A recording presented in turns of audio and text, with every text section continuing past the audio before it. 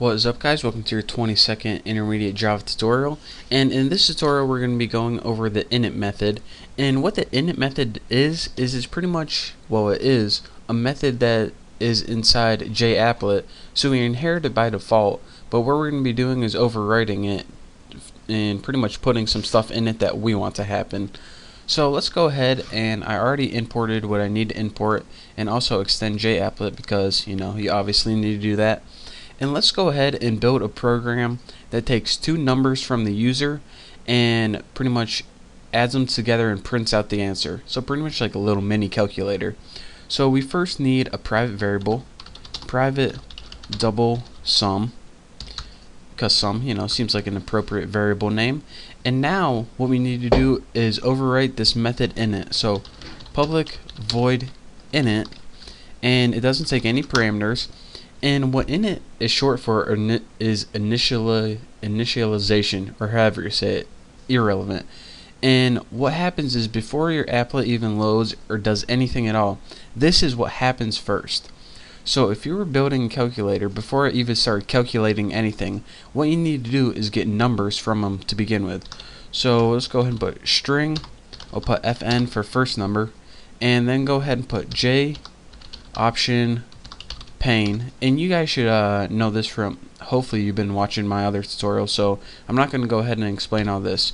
And just go ahead and put show input dialog, and this is pretty much like a prompt box, and the prompt is enter first number.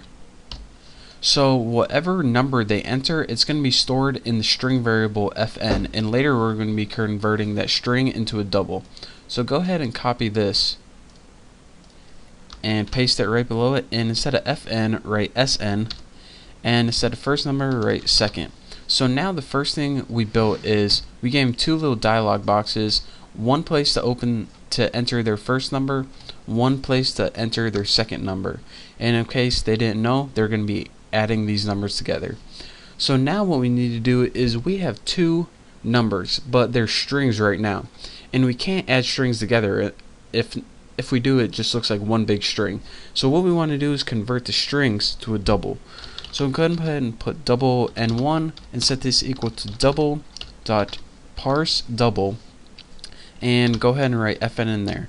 And what this is going to do is take the string fn, which say it's like 17, and convert it to a double 17. So now we can do numerical methods on it.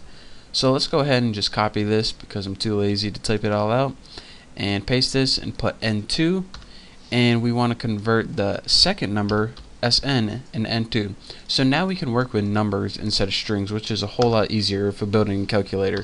So go ahead and take that sum variable, and I accidentally pressed the little button. So the sum is n1 plus n2. So easy enough. So now all we have to do is, once we got their numbers and converted them, just print the sum out on the screen.